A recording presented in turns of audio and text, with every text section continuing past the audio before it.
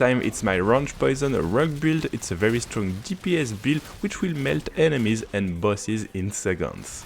It's a bit hard to play and you'll need to be comfortable with kiting, but otherwise you see that you can quickly kill anything.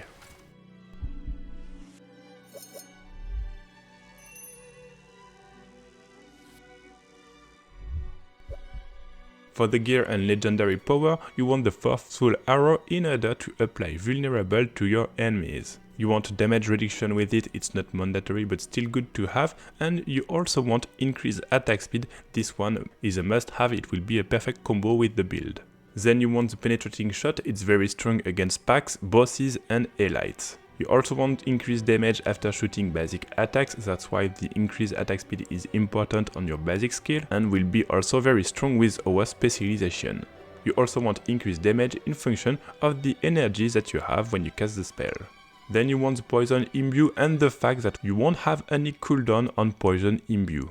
It's not very easy to see at the beginning, but you'll see that it will crazy boost your DPS. I remind you that this boost works on penetrating shot on our ultimate, which is of course very interesting and much less interesting on the dash.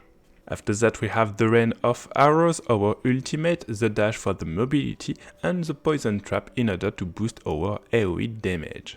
You also have several interesting legendary powers, the first one which will run a small rain of arrows on enemies, that's why I put it in my two-hand weapon in order to boost its legendary effect.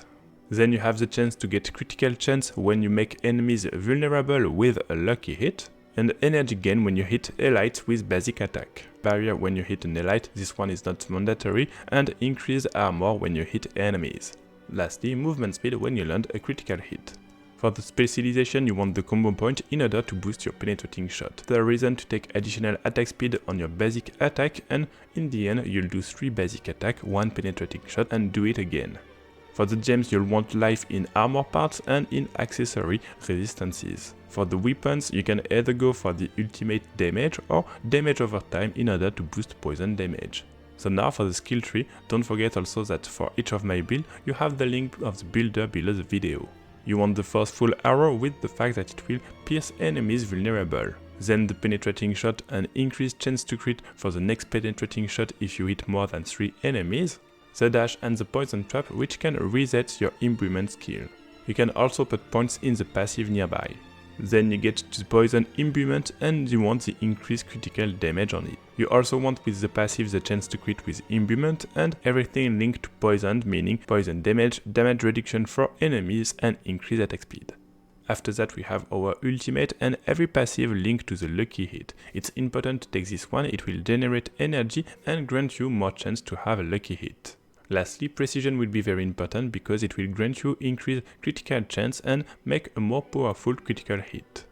As usual, I'll finish this video with some gameplay and there's a few things that you need to know. First one, always put poison on your ultimate. Never use an ultimate without poison on it. You will just lose a crazy ton of damage if you do so. The second thing is that you will always need to do 3 basic attacks, 1 penetrating shot. You'll have the full combo points and 15% of damage based on legendary power. Of course, if you don't have enough energy, you keep doing basic attack, but otherwise it's very important to always do a 3-1 step. Then you have the mobility. It's very important for you to stay alive using correctly your dash and to also kite enemies, meaning attack, move, and so on. It's a bit of a squishy build, so you need to master it if you don't want to die and still do very plenty of damage. A bit easier, you also have the poison trap in order to do damage to enemies and enjoy the poison bonus from the skill tree. Also, you should keep an eye on poison pool, which will negate your cooldown on poison imbuement. So it's not a very easy build to master, but you'll see that you have very good DPS, a good survivability, good mobility, and so on. It's very fun to play and very efficient. Thanks for watching this video, I hope that you like this build and don't forget that you have every builds and guides on Diablo 4 on dmgaming.eu. They are all sorted and organized and it's very easy to find the content that you need.